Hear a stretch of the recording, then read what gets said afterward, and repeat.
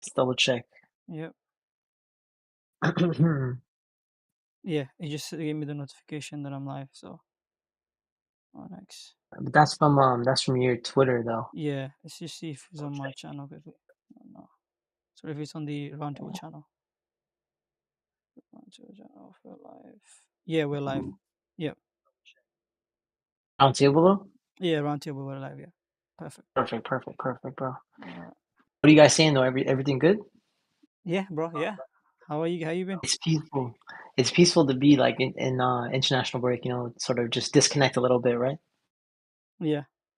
Sorry. I was just sharing this link quickly. Give me 2 seconds, Kanji. Apologies. No worries, bro. Don't even stress, man. Right. Okay. So share the link.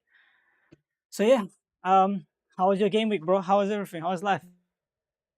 Bro, feeling blessed. It's nice that just to like disconnect, relax. It was a weird week again for FPL, but in general, like I feel so good. Just like sort of looking at the season so far, it's been up and down, but I feel like really good about it, man.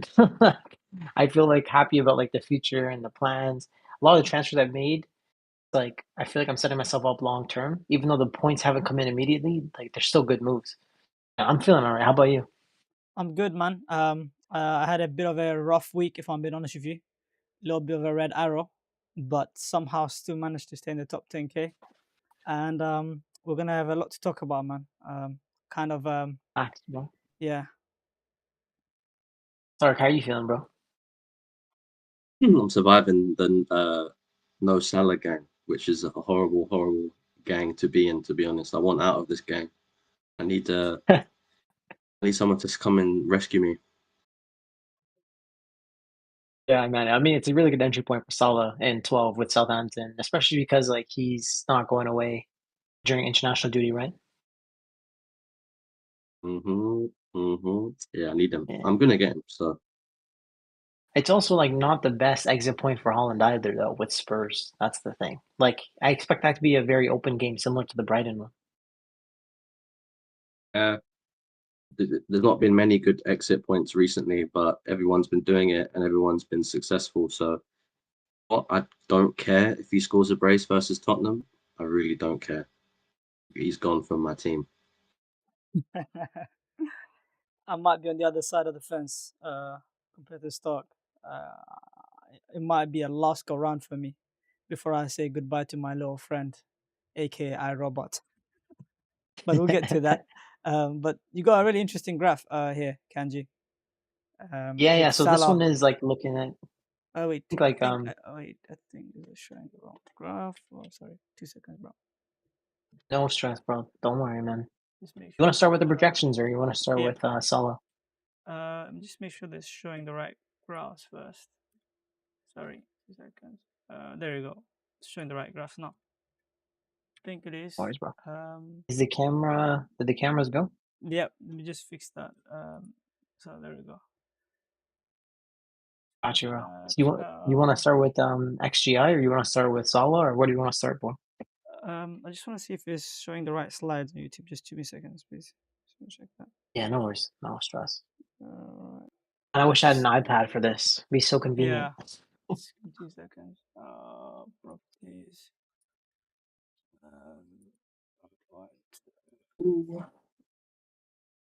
Okay, there you go. I think they had the wrong slides initially. But, Yeah, that's correct. That's correct. Actually, this is wrong. This one is correct. Yeah, this is correct. It's just that. Okay. Sorry. Let me just see if it's working. Yeah. Can you guys? Is it the flip slides? I don't think it's flipping slides. There you go. It's looking now. Yeah, that's fine. It's fine. Yep, it's working. Should be working. All right. Apologies for technical difficulty, guys. Apologies. Okay. All right. There you go. You guys are back now. Okay. It's all good. Don't stress, man. They can kind of see it without the, when you're in PowerPoint without full screen. That's how they're seeing it. Yeah. Yeah, it's perfect. All good. It's All right, not full let's do screen. it. It's not full screen though. Yeah, it's not full screen. That's the problem. Okay, and to fix that. Yeah. Sorry. My fault. Don't worry. I can stress. Yo, in the meantime, Sark, do you want to chat about the Arsenal Chelsea game? It was pretty boring, wasn't it? Boring. I mean, no Arsenal or no Chelsea game is boring to me, but Palmer, I bro, think the man Arsenal. blanks in all the big games. Like literally, it's clockwork, bro. How do you feel about that? Um, Party was man marking him, and Cucurella was man marking Saka. So um, it's always gonna be a stalemate of a game. I think it was quite a boring game, to be honest. No. Yeah, most Chelsea games are so entertaining, like relatively, you know. Arsenal make it boring in a way.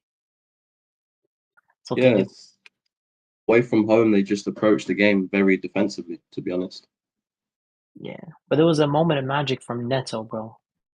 Pretty solid that day, right?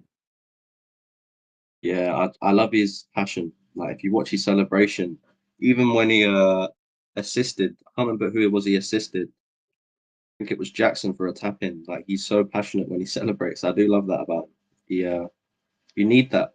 He seems to have like a bit of a winning mentality to him. So I like that. Yeah, talking Facts, about bro. Neto, actually, I Uh, see a lot of mentions for Neto on the timeline on X with regards to whether he's an option or not moving forwards. Hmm. Price it's all point and sorted obviously now, the boys. minutes. Sorry, it's all sorted now. Apologies for the thing. Now all the graphs are working now properly. It's not perfect. Can you Yeah, hear? maybe it's like maybe it's a me thing, but it's not working for me on YouTube. But Should yeah, show it is. now. It is Yeah, working. It is yeah, working. yeah. It is Okay, working. You're right. You're right. You're perfect. right. All right, so I Sorry can about just that. switch between slides whenever you're ready. All right, so 100%. 100%. So let's start with the solid part. So I think this is like a really interesting topic to really discuss. I mean, there's going to be a lot of managers that have Mo that are sort of like me. They don't have Mo, and they probably have Holland, right?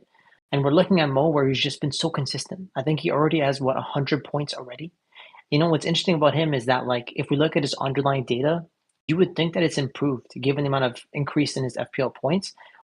The opposite. So his if we're looking at the number on the left, which is going to be his 2023-24 data, and on the right, it's going to be his 24-25 data. So if we look at chances created, last year he was at 2.1. It's gone down by 10% to 1.9. His XA is very similar. His shots have gone down from 3.5 to 3. His XG is actually down from 0.7 to 0.6, but it's his conversion rate, which is up from 15% to 24%, which is actually what's rendering him having more FPL points, right?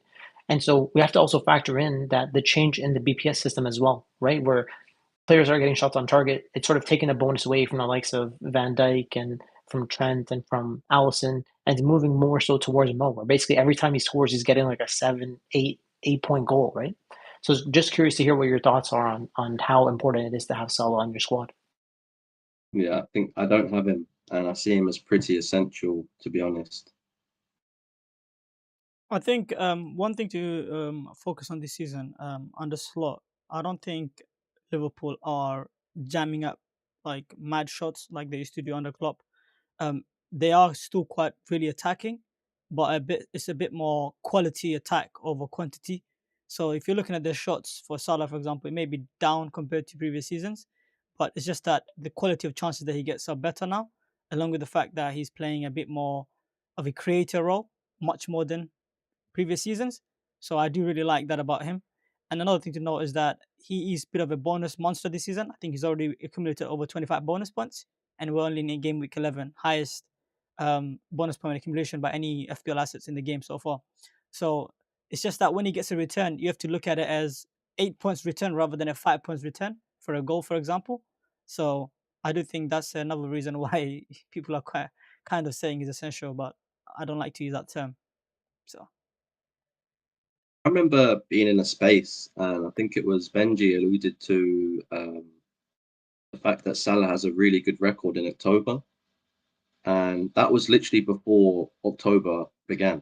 So he said it. He mentioned this fact when everyone was kind of mentioning of getting rid of him in game week 8, and I thought, okay, let me pay attention to that. And we now in November, and you know what? He smashed October again. What is it about Salah that enables him to thrive in October? Is it the way he trains? Is it something mentally? Is there some? Because I feel like there's a reason behind every statistic and trend. They're not just there by Mm. fluke. if there's something consistently happening in October every year, there's going to be a reason. So I'm so curious. I think a reporter or journalist needs to ask Salah about his record and ask him if he does something differently.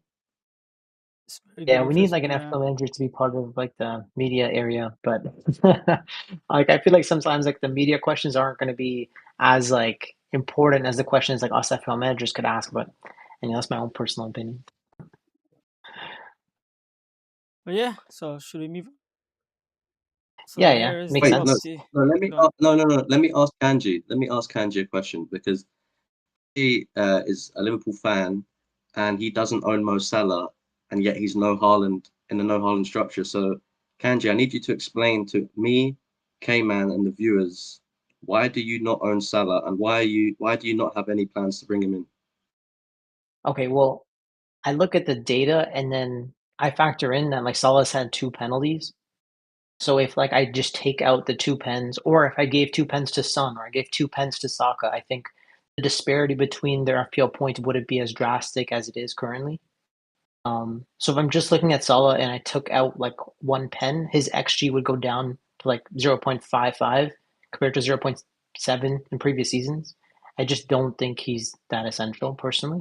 And I think really like Trent as the best differential in the game, but currently he's injured, and I look like a fool saying that. But I trust Chelsea attack to score a lot of goals. I trust Spurs attack to score a lot of goals. I think Saka is he's not essential, but I think the fixtures going forward are so good, and like because he's cheaper than Mo, I think he's more important in terms of just getting Saka in the team for me personally, from now until game week 35. So I'm prioritizing those premiums, and then I want Isak as my non-Holland striker. I actually went to him like 2 weeks ago when the community didn't go there, and now I'm seeing him on every single thumbnail. Everybody's jumping on, so I'm just prioritizing those four long term. Son is the one that I think is the most questionable of the four premiums that I'm going for, like Isak, Son, Palmer, Saka. But I know how good Son's finishing is, and he was going through an injury crisis, so I don't really know what to judge of him, but I don't think the quality of the player has deteriorated. So I'm just gonna hope that it works out and going for like Trent plus Son versus going for Salah plus like Konate. I think I might be better off long term. At this point, I don't know. So I could be completely wrong, Okay, but let's okay. see. So what you're telling me is that this is coming from an analytics standpoint, and secondly, you don't find these returns to be sustainable for Mo Salah. Yeah, That's what you're saying. Okay. If you look at his data from 23/24, it's fairly similar, right? To an extent. It's not drastically different, is it?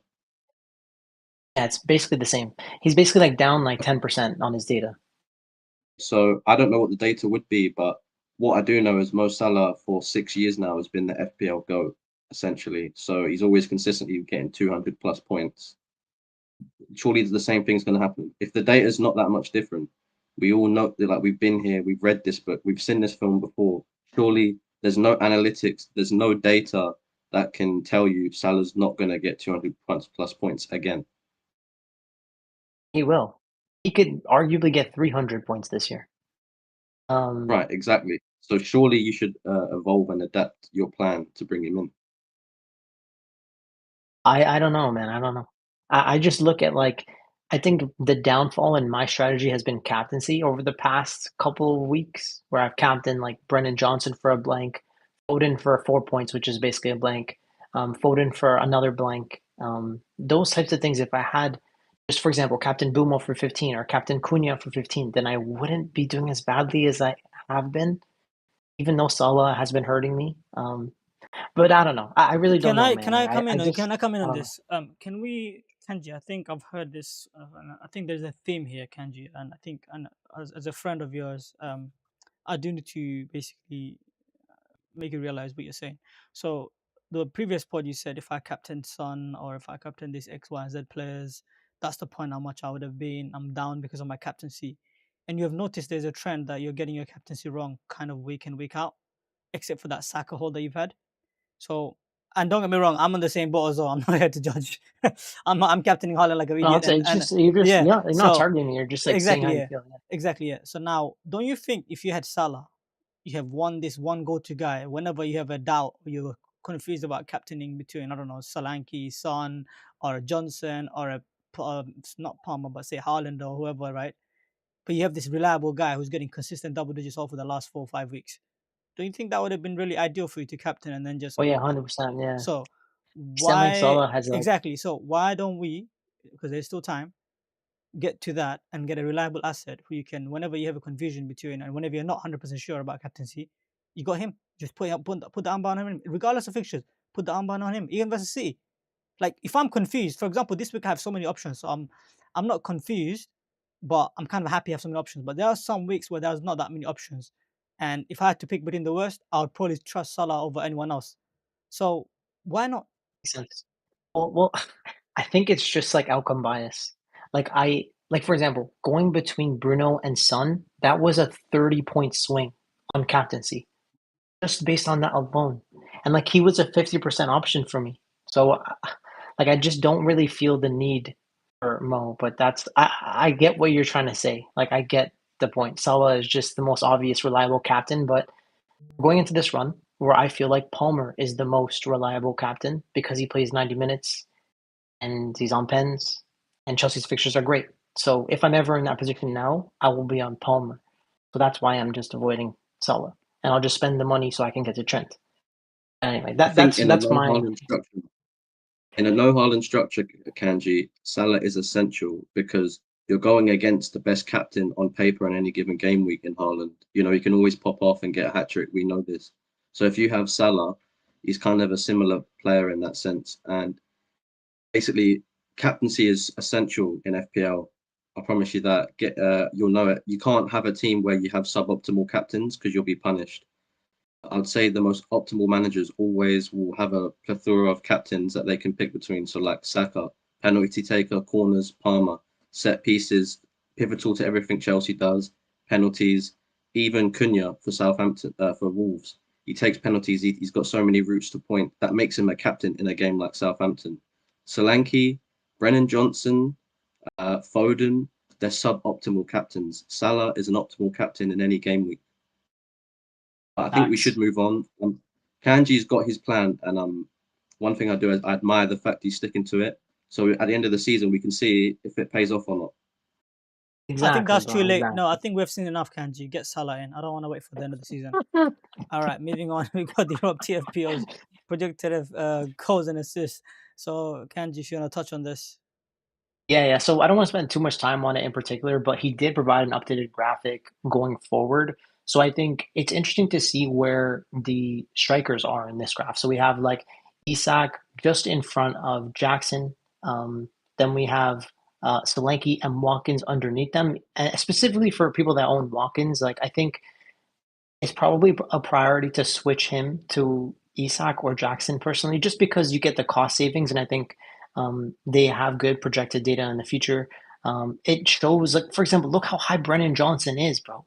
He's just under Watkins. Is such a good value pick. Bumo is great. He's up there. Fernandez is up there. Palmer, Saka, Son are all like at the top. So um, I think there's some really good things to realize. I think Darwin is actually approaching into that sphere as well. If you look on the right hand side, you'll see Trent there as well. So of there's he's like the only one on the list. So that's why I just keep going back to this where I'm like, I just think Trent's the best differential in the game. But I think like the data hasn't changed from a couple weeks ago. Like we have Isak added in, but pretty much a lot of it is the same. Is there a João Pedro on the chart? Do you guys see him? No, I I don't want think to ask. he's there, right? Yeah, I want to ask this question because you keep comparing Trent and Salah in the same boat, and I don't think they're the same assets. Like you're comparing a, like, that's ridiculous, bro. I mean, come on, bro. You can't compare a defender with the king of FPL. I understand Trent is so attacking and whatnot, and it's been 11 weeks, and we've only got one return from Trent. We've got a man like Ashley Cole who's got 4 assists already. What are we talking about, bro? Like, or Ashley Young, sorry. Like, so look, Let's say Kanji. Ashley Cole. So When did Ashley Ashley Young, sorry, Cole sorry, start Ashley playing Young, again? sorry, my bad, Ashley Young, sorry. So now, what? Listen, just keep Trent and get Salah because you don't have Haaland. You can have both anyways. So why are you talking Like the about? argument, No. the Let me finish. argument for okay, So it's if it was a debate between Haaland and Salah, I understand it, but it's not. It's literally Trent and Salah. Have both if you like Trent so much. I'm not asking you to drop him. Just have both. Why not? You have all yeah, the money in the world. What's the issue? let Kanji cook. Kanji, explain to me why because a lot of people are selling Trent. He's going to drop to 6.9 million tonight, right? Mhm. Make a case for why I should bring in Trent in game week 15 as opposed to Kanate. Tell me why I Yeah, okay, shouldn't. okay. Okay, so here's the difference, right? Like look at okay. If you look, for example, at Holland, look at Holland's projections, right? He's blanked the last 3 weeks in a row, but that doesn't change his projected data because we know the quality of the player. We know what he's going to provide in future weeks. So, like, yes, his like total projections from like maybe 2 or 3 weeks ago have fallen off by 2 or 3 goals because he's blanked, but his total over the season projections are staying fairly similar, right? And it's the same with Trent. Like, yes, he's gone through a lot of the season, hasn't picked up any attacking returns, but that's just like circumstance to me. And I still feel that whenever I watch Trent play, he's on the set pieces, he's on the free kicks, he will create chances in easier fixtures. Like I've watched him for years. I know how good he is. I think Yeah, the difference between Konate and Trent will be like 10 GA. So that is the difference that I get people that go for a Konate as an example. But but if there is like the injury risk and things like that, then I think Trent is a waste of money because then if he's not playing games regularly, then we can't be there. He's like a luxury player to own. And I think going from 15, when you look at the fixtures, you'll want a Liverpool player. And ideally, I would want Trent. And again, I don't want to make this a whole like Trent propaganda, but like for me, I have the ability to potentially bench him in the next couple of weeks where I don't think he'll get minutes. But from 15 onwards, I still think he's the number one differential. Kanji, So can I anyway, do this? but Can yeah, I do this? Right? Can I just make it easy for you? Why don't you have both? That's my question. yeah. So I just prioritize like Son, and I basically prioritize Saka and Palmer as the essential midfield picks because of their price point. And then it was just about Salah versus Son, and the price difference is huge. That it's like, Can I jump in on that then? Like on the Saka yeah, essential. Okay, Palmer.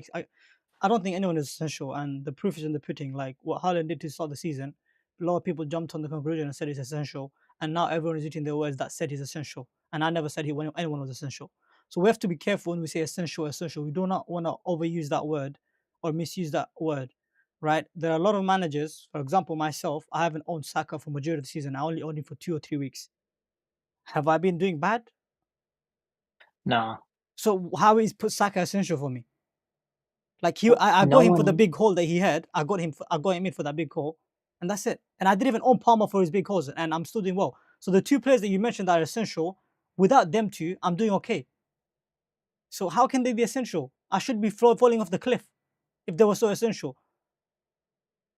But Well, you've there's so always many had a ways to freebie. play. No, I never had premium. Yeah. I only had Salah and Haaland. That's it to start the season. I got in. You had Saka. No, I didn't. You I had had Saka, Haaland, no. I bought in Salah. Saka. Though. I bought in Saka. I didn't have him to start the But season. you still, but no, but at a point in time, you had a freemium, right? Yeah, but I didn't have Saka. I So bought when, him in. yeah, no, K-Man, I'm not disputing that. But at one point, you had Saka, Haaland, and Salah. And when you had Saka, it was for Leicester and Southampton, right? Yeah, exactly. Yeah. Yeah. And then you pivoted to Palmer, right? No, I So appealed to with the Palmer by selling Trent. Yeah, yeah.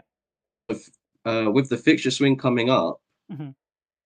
there's an argued to be made now that Arsenal have a much better run. Hmm. That let's say in 3 weeks' time, let's say Saka's got a couple double-digit hauls. Yeah. I think you might really start to think, oh, do you know what? I'm going to drop Haaland. He's not worth the money in this run, and Hmm. I'm going to pivot to Saka.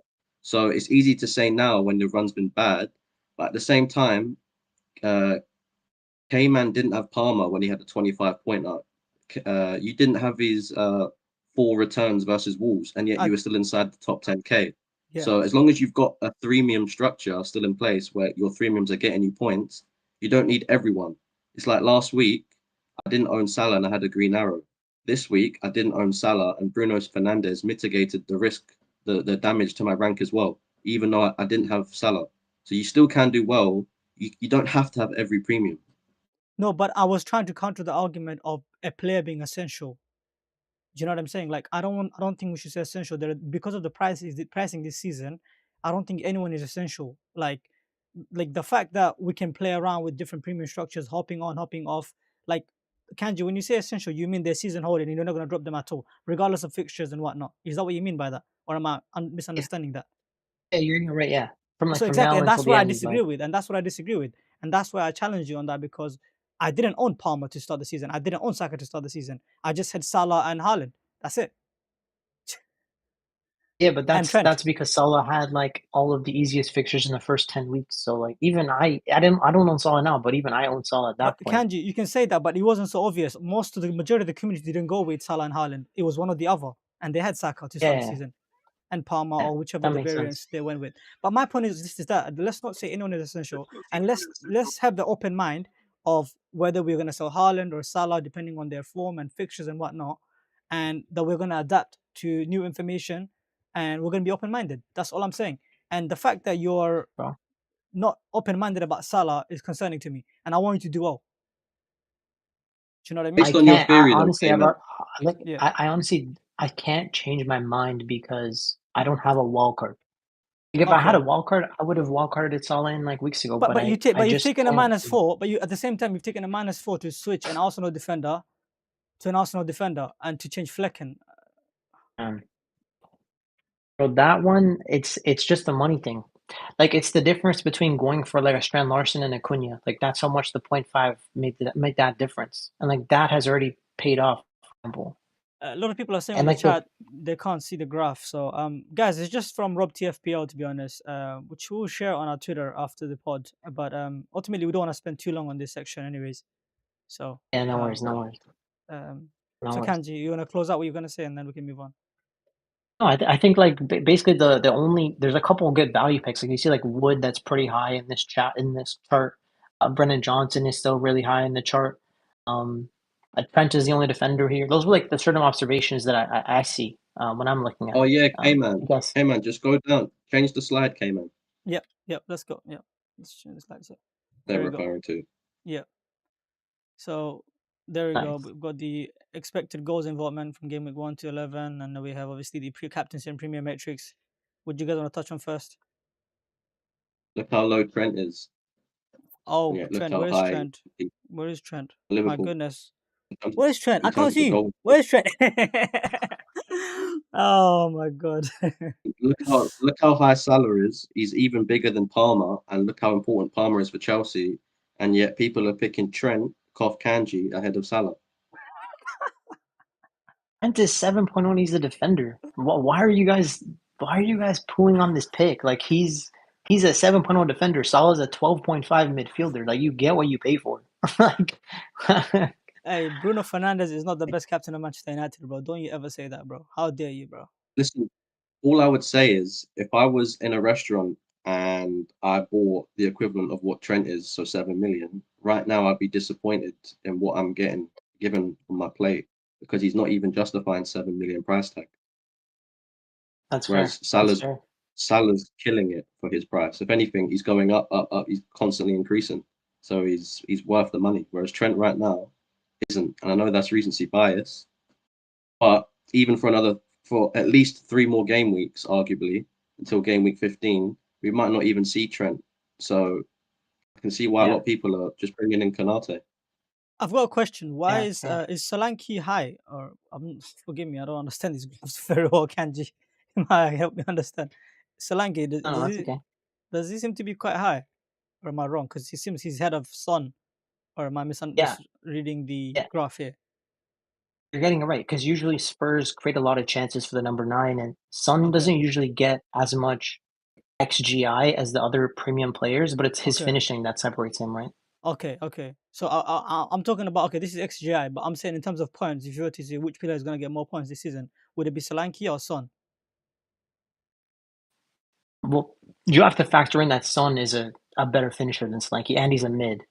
So, like, I would say And Son will he's a obviously finish for talisman, more and points. he's potentially on pens, and he provides both assist and as well as a goal threat, and he's a better player Yeah, by far than Solanke. you just have to look at this, for example, right? So if you look at like Chelsea, like it shows you that like Palmer can rival Salah, especially from a captaincy perspective. I know, of course, Salah is a bonus points monster. He's the king of FPL, but the theory that Palmer is like a way worse captain than Salah is just incorrect, even though he's like cheaper as well, which comes back to my own original hypothesis. I don't want to make this about me because I feel a little bit targeted here now, but that's like one thing that I've noticed. I've also noticed how high like Semenyo is for his value, right? Like only priced at 5.5 for him to be like getting that much XGI is incredible. You have good picks like Bruno Fernandes is picking up a lot of the XGI, but historically he's an underperformer. You see like Watkins is picking up a lot of the chances. If you compare that to somebody like Isak, he's actually ahead of him, which surprised me when I was looking at that. Um, I think Um, Rogers and Semenyo are quite close yeah. in my eyes. If I look at the bar chart, obviously the percentage, I think Rogers is fairly close with Semenyo. I think Who's a better finisher, um, you think, Stark, between the two? between Semenyo and Rogers, Yeah. I mean that's incredibly difficult for me to answer because of there's such a small sample size. Rogers has only really started to start Mm, for Villa this season, yeah. and Semenyo last season, he was coming into his own. I think from what I can see statistically and when watching the game, I think Semenyo gets a higher volume of chances, but Rogers gets lower, and he's still, ticking along.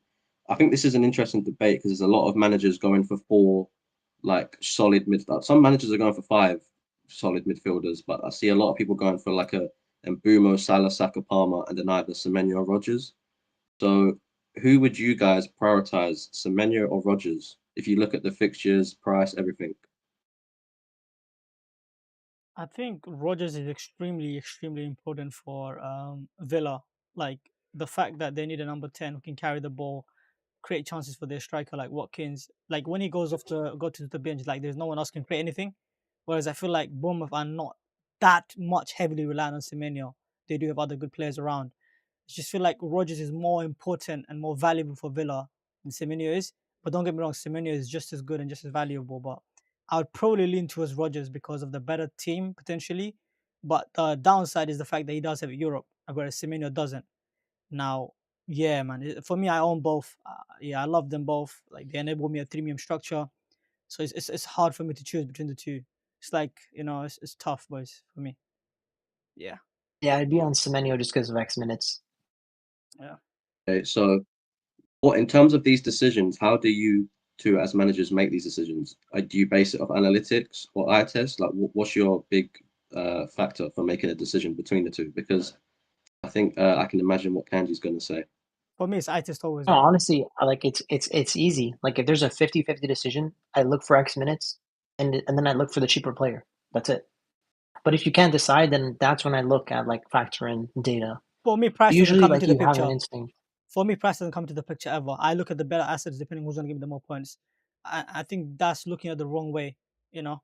But anyways, we can agree to disagree on that. And then in regards to the edge is basically eye test, and I do regret recently getting Raul Jimenez, not because of him being a bad player or anything. It's just his team.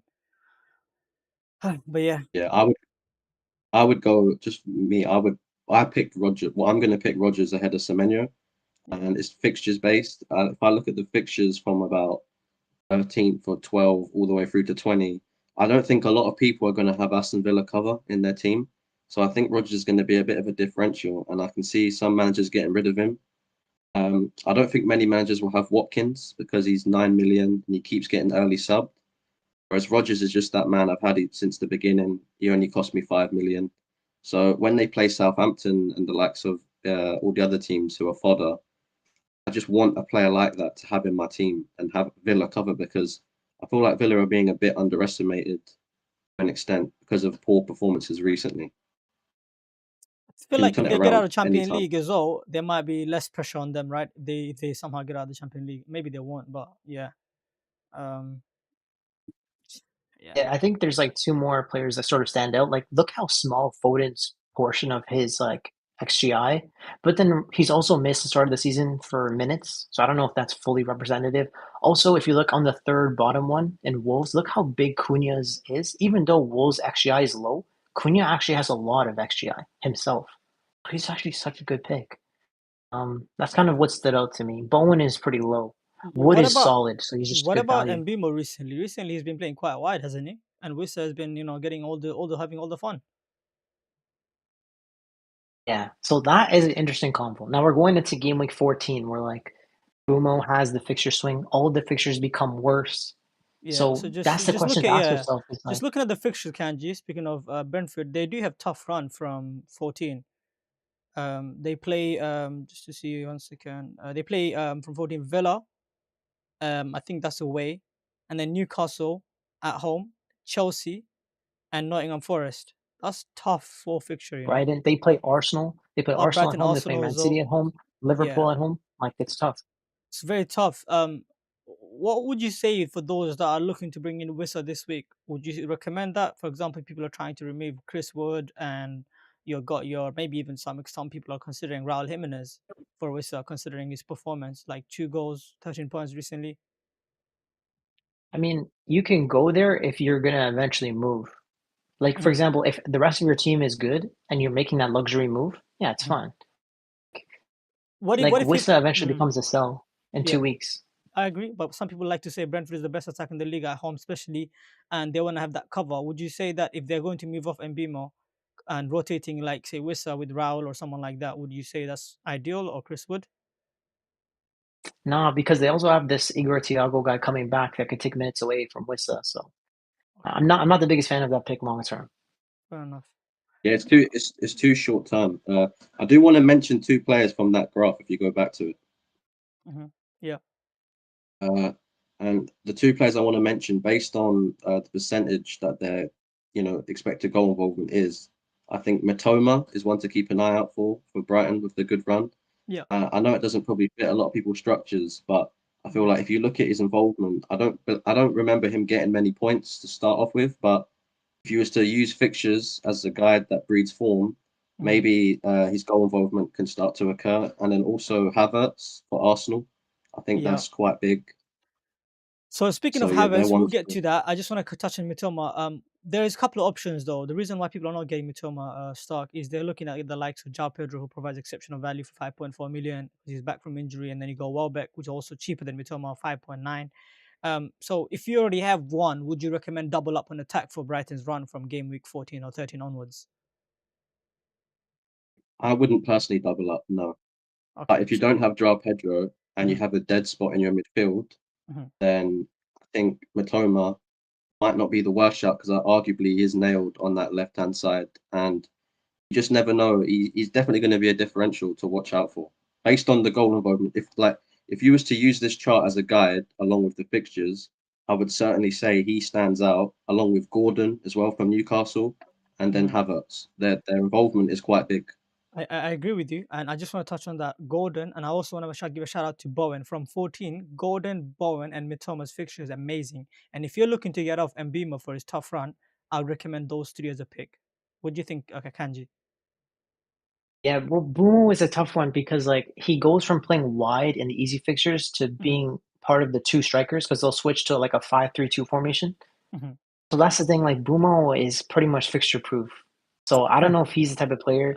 It's like Uh, luxury transfers though to me. I Like hear that's you. the I hear thing. you. Those You're are like right. You're also right. Yeah. luxury moves. I'm going to make a prediction. I'm going to make a prediction on this live stream. I think it's pretty obvious that Lopetegui is going to get the sack fairly soon, Hmm. and I think they'll get a new manager bounce. And if Hmm. that comes into play, the same case with Man United. Look at the timing: Bruno, Leicester, Ipswich, Everton, even Yep. Chelsea right after a manager bounce.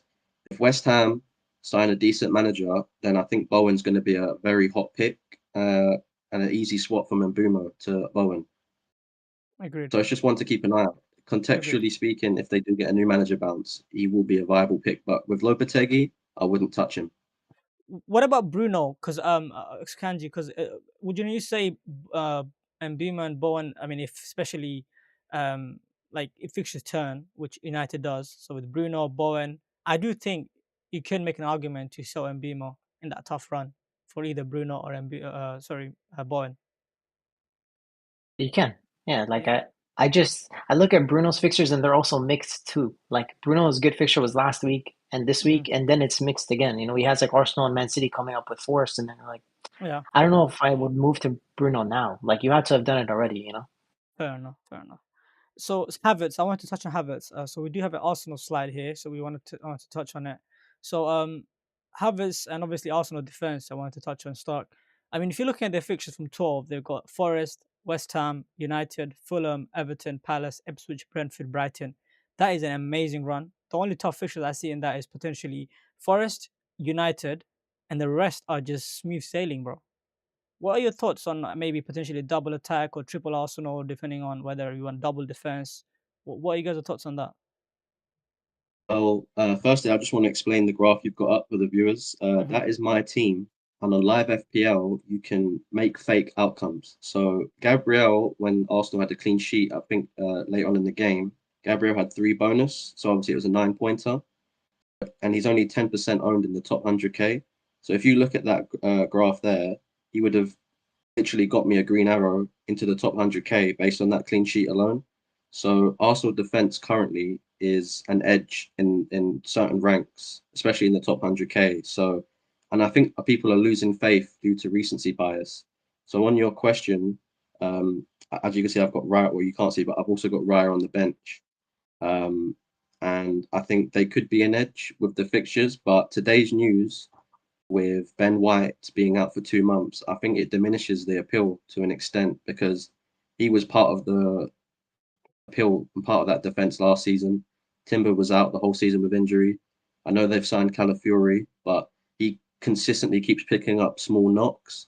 I don't think Timber and Calafiori are the most robust players for this Christmas run we're about to enter.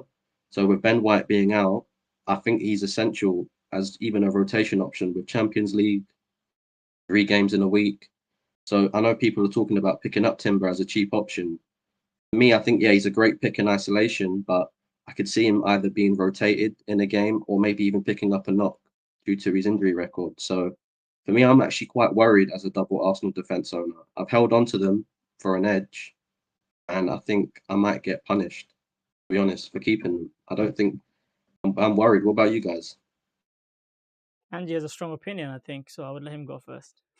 Oh yeah, no, I think this is one of the most obvious like recency bias. Like I think when you look at the fixtures and you factor in the strength of the team, I think Arsenal are probably number one in this fixture run from like 12 until 35. Like I would have no problem.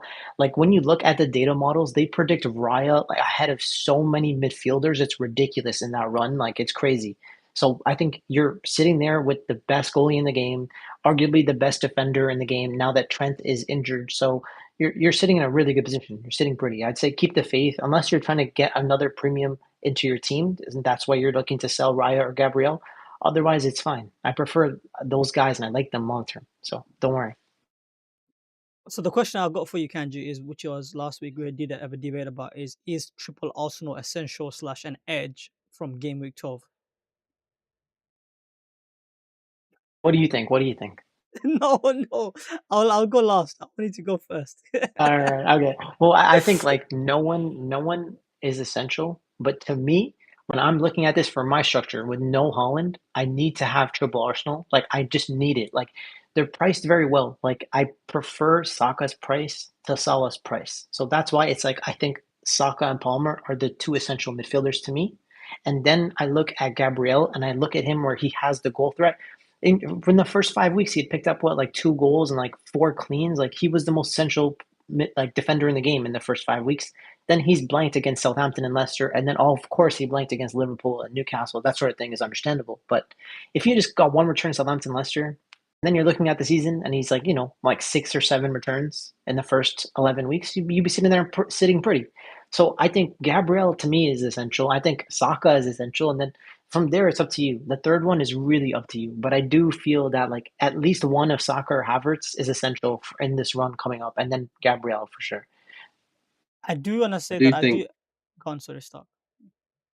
you can go, Yeah, Bro. so I was gonna say that in regards to your triple Arsenal being essential, it's good that you clarified that.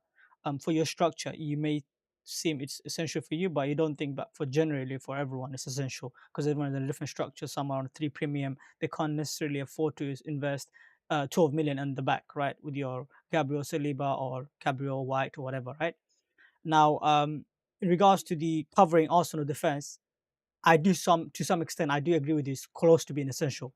I do think that the recency bias has led to people selling Gabriel, selling Saliba, Raya, etc. to go very thin on the back and obviously upgrade your midfielders to Saka, Salah, Palmer, etc. And I do think that that could end up backfiring when they start keeping clean sheets one after another, one after another. And I'm obviously with the White news, it's a bit more. It's not really good news for Arsenal considering there's so many fixtures in December. But I still expect them to keep a couple of cleans. And then in regards to covering their attack, I'm not so high on him as everyone else is, or a majority of people are on their attack, considering how Arteta has played this season. I don't think they're playing as attacking football as we saw in the previous years, and I've also already mentioned that quite a few times. That's why I don't think that's close to being as essential. You can cover them for safety as well as you can cover them for good fixture run as well as for an edge, but I wouldn't go double attack just because I don't think they'll be scoring as high amount of goals as they were scoring in previous seasons due to the way Arteta is playing, which is a bit more defensive and trying to protect the lead rather than continue to build on it and blow teams out of the water. Yeah, but like the counterpoint to that is that like Mhm. they've had all their most difficult fixtures. Like they played what, Man City away, Liverpool away, Newcastle away, Chelsea away. So like they played all their more difficult fixtures. They also had their most or second most creative player in Odegaard missing in that run. So No, that's I why understand. their attacking data is down. It just No, I makes sense. understand, but us Arteta signing two centre backs in the off season and not signing any strikers shows me signs that he's not trying to play attacking football. So I'm looking at that, and based on what I've seen so far, I'm going off that. Now, anyways, that's my stance on the whole Arsenal being essential. Yeah, go on, Stark. You had something to So say as well. I think objectively speaking, within certain ranks, so for example, the 100K, which is where I am, like essentially, I think objectively speaking, Arsenal defense is an edge. He's only 10% owned, which is crazy to think. The best defense, statistically speaking, is one of their defenders only 10% owned.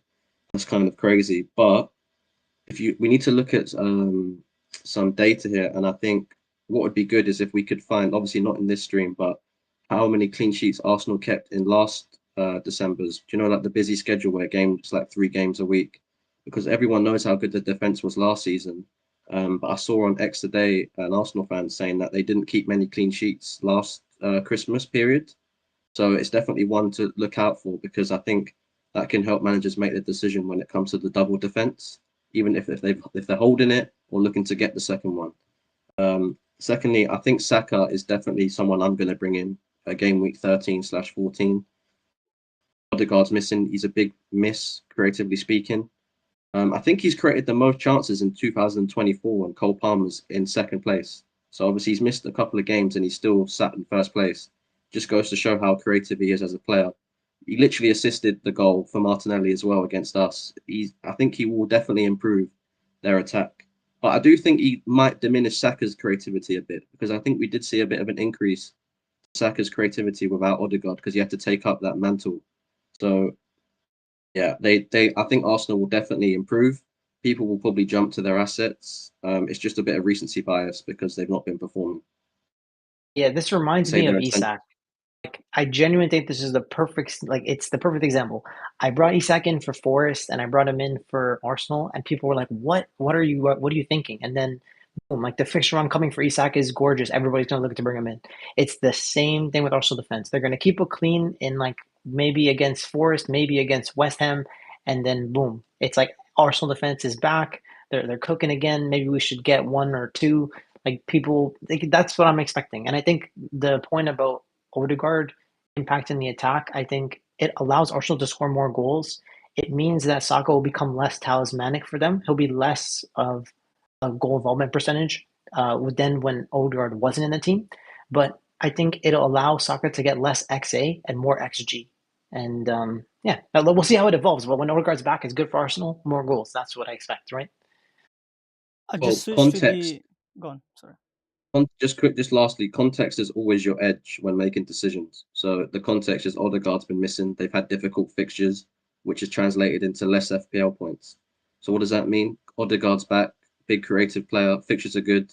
This should translate to more FPL points. That's just how it is. You've got to use context for your edge when making decisions. Agreed. I just switched to the mid-price forwards. So just because we're talking about Havertz, so obviously we got Jackson, Solanke, Watkins, Havertz, and Isak. These are the strikers people are looking at this week, especially the people who had enough of Haaland. They're looking at for his replacement. So I've got the fixtures up here as well as the expected goals and assists as well as minutes. Kanji, what's your thoughts on Haaland replacement if they were to look for any mid-price striker? Just to see Jackson right at the top of this. That was really surprising to me. And then it's also surprising to see Isak so low. Like he's lower than some of the other assets. I think maybe because we organized it by XGI on the season and he's missed some games. But that's pretty surprising because the way I was looking at it is like, you know, Isak's 90 minutes. He has the penalties. So to me, Isak is the top tier. He's the number one if you go without Holland.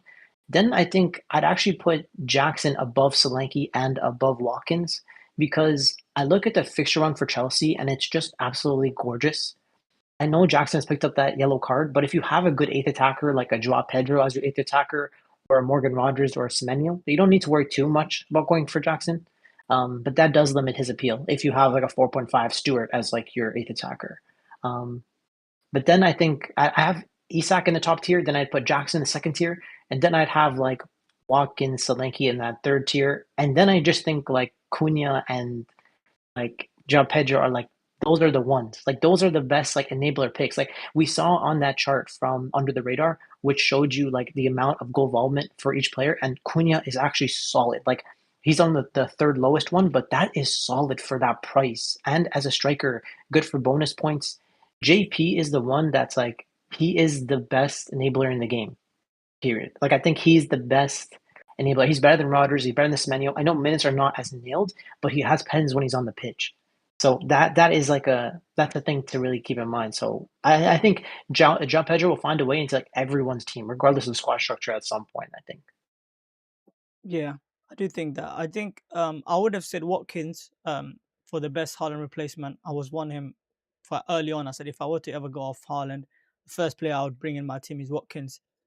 It's just that recently, seeing how Villa has struggled and not being able to cope with Europe and obviously midweek fixtures, it kind of puts me off. And obviously, he hasn't performed either. I expected him to get a brace versus Spurs, but they really struggled. And I think his numbers are quite poor now as well. And if you're looking at Jackson, he's playing for one of the best attacks, and obviously he's got some of the best creators around him. Like you got Madueke, you got Neto, Palmer, arguably the best player in the league right now. So I think Jackson is going to get chances. It's just that there is a problem with Jackson, which he's on 4 yellow. So you do have to take that into account when you're picking him. And then with Isak, I do love that pick. He has really good fixture run, and he's also had. I mean, he's picked up form recently. I would say he's got 3 back-to-back returns now. So against tough opponents too, Forest as well as Arsenal, they're not easy fixtures. Another thing I want to mention is that Isak also is on international break, if I'm not mistaken. Correct. So He's with the Sweden squad, I think. yeah, exactly. So I do think that caution there is that he is quite an injury-prone player. So if you do bring him in early, it could be detrimental to a team if he does pick up a knock or anything, and all of a sudden you don't know if he's going to start or not. And Eddie Howe is not going to give you any information. So there are pros and cons with all of them. It's just that like Watkins is the most reliable. It's just that recently Villa hasn't shown it, considering that they're struggling with midweek fixtures. But for now, I do agree with you. I think Isak could be number one for me and Jackson. But yeah, Uh, it's guys, I kind of think we're entering a template era in FPL where everyone's gonna probably have Cunha, Joao Pedro, Isak, and then Salah, Saka, Palmer, and then either Roger Semenyo, and then Mbuma or Fernandez, and then midfield. So I think there's a debate to be had here whether you put your faith in either Isak and Havertz and a Jackson, and then just sack off the budget strikers, because that will be a differential for you if you choose to go with one of Jackson or Havertz. It is 4 yellow cards is making it a bit of a decision for managers to get Jackson in. I think if Jackson was on 3 yellow cards, he'd be in more people's teams, and it's just funny to think that because anyway that you'd get a yellow card in one of these games and then he'd be on 4 anyway. But I think systematically he's got Villa, he's got Tottenham to come, and I think if you look at what Chelsea thrive at, we thrive at exploiting the space like that. Against Brighton or West Ham, Jackson, I think Jackson can thrive in those games. can I It's ask you a just whether you question, want to Stark? double up on Chelsea attack. Stark, if you're Yeah. going no Holland, you're gonna have rotation. You're gonna have 5, 8. You're gonna have 8 attacker, right? In the Joao Pedro, can't you just bench Jackson for one of those games where he's got yellow, and then you have a good depth anyways, because you have all this money to invest. You probably spread it out across your squad. You're not very thin. Whereas if you're like on a Salah Haaland type of structure, you are thin. You don't have the opportunity to bench or luxury to bench one of these guys. So wouldn't you say that Jackson should be the pick, considering that he's got the best fixture out of anyone? Plus, he plays for one of the best attacks, and he's gonna get lots of chances. And the risk is just that he's a 50 yellow. Yeah, I think you could take the risk if you've got the bench option 100%. It's just going to be annoying if you bring him in, he doesn't get a yellow versus Leicester, he doesn't get it, and then he gets it in Villa, and then you've missed the Southampton game. I know managers will be quite annoyed at that because that is such a plum fixture, but I think honestly, from a systematic point of view, I think Jackson would thrive more against Villa and Tottenham. Just look at how Liverpool were countering Villa from counter attacks. Palmer, Pedro Neto, they will just find Jackson, and he's so quick, he's so good at picking up the ball, laying it off to the Caicedo and Enzo, and just darting into the space. So, yeah, man, his data's great as well. It's just whether you think he justifies the price tag. If it was between Jackson and Isak, I'd definitely go Isak every day of the week. No European competition on But penalties. He's a talisman. 100%, I'd go Isak over Jackson. But it's not. That's not the question. Like the question would be like you look at the template that's sort of forming. You have like Isak, João Pedro, Cunha. I don't really think you like argue those picks. I don't think you argue Salah, Saka, and Palmer. I don't really think you argue them. I think the one you can argue against is actually Mbumo. So would you consider potentially if you're on wildcard going for a Jackson in that like Cunha spot maybe him like Yeah, I your think second yeah, striker instead of going for Bumo? I think if you don't own Cunha, you don't bring him in now. Fulham away, difficult. Bournemouth, not that easy. Everton away, I don't think it'll be easy either. It's just that West Ham away game, and then obviously Ipswich and Leicester, they're good fixtures for Cunha. Cunha's But obviously had his plum fixture now. Stark, by that time, maybe Lopetegui is gone, and then West Ham is a new manager, and then all of a sudden, that doesn't look like a good fixture on paper for Cunha. West Ham away too. Yeah, exactly. Exactly. So So obviously you're gonna have to battle Cunha now, and I think you can make up the ground. And if Jackson doesn't get his yellow card, I think he could easily outscore Cunha in the next 3 games. But you're paying almost a million more for him, so he has to at least be getting 15 points more than Cunha. And if you look at how talismanic Cunha is, he's scored in difficult games for Wolves, and he can just score in any game realistically. So it's all about value, points per million, and Cunha is just killing it right now. I think bro, João Pedro is just a no-brainer. He's just bro, a no-brainer, especially if you own Raul. Like JP is just the man. can I just say something? With my squad, if there is one player that I would willing to sacrifice a Gabriel, I know which is crazy. I've just raved about him earlier. If there was a one player I was to sacrifice it for, it wouldn't be Isak or Watkins. I think right now, looking at Chelsea's fixture, it would be Jackson. It's just that I hope he gets that yellow soon, so that he gets his one game suspended, and I can just jump on his fixture because his fixture one doesn't run out till game week 20. Like, that's insane. So I think he's what? I think 7.9. I think I can somehow squeeze him in, even within my premium structure. And I would love to double up on Chelsea. It's just that his yellow is putting me off. And if I was to move on, I'll probably most likely move off Chris Wood to get Jackson. What do you guys think of that? Mm. That's tough, bro. Because Chris Wood is like way better long term. It depends how patient you want to be versus being aggressive. It's a No, tough but call. but but look at these fixtures though. These fixtures are just too good to pass on, bro. Like, They're gonna eat. Chelsea is gonna eat in this run. Like it's a good risk. bro. Can't argue against it. It's good. And we've already seen the proof in the pudding as well when they had the good fixtures early on in the season, where Stark was ranking and rising in rank with Jackson and Palmer double up, right? I mean, so I do think that there is an option for me where I consider Jackson ahead of Havertz and Watkins and Isaac because of my structure, obviously, because they cost more. So Of Yeah, I think course, it's the a good money risk. matters.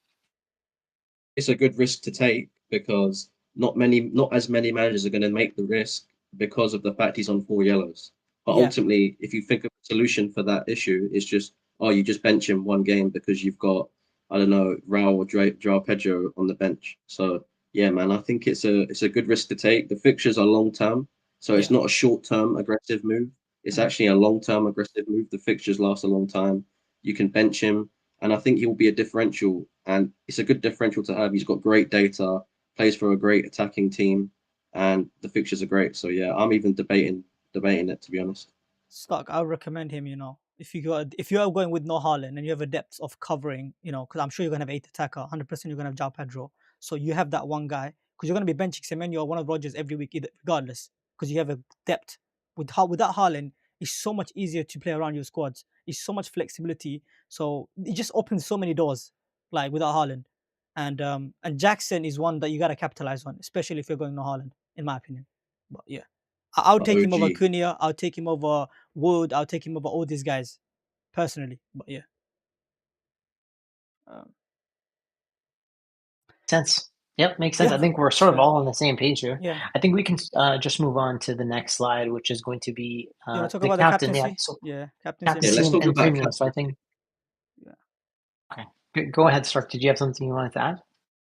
No, I was just saying, let's actually talk about captaincy because I think this is a big week. Just like last week, as I said, it's going to be swingy. Obviously, I went with Haaland, and a lot of managers went with Salah. Some managers went with Son. Son Yeah. So blanked, but got 90 minutes. yeah. Oh yeah, exactly. So like Sun versus Bruno cap costed me like 30 points. Legit. Like that actually cost me 30 points. But it is what it is. Like you just have to go with the player that you think had the best fixture, best form, whatever, right? So going into 12, there's a lot of options. Like we have Palmer away at Leicester, and then we have Salah away at Southampton, and then you have Tottenham, which are going to be playing away to Man City. Sorry, so Man City are at home. So those are like the three main ones, right? You also have Isak as a potential captaincy show because West Ham have conceded so many goals to strikers, and Isak is just he's in form. Like he's been playing so well the last 5 games in a row. So yeah, like there are really good captaincy shouts. Just curious to hear what your thoughts are on them.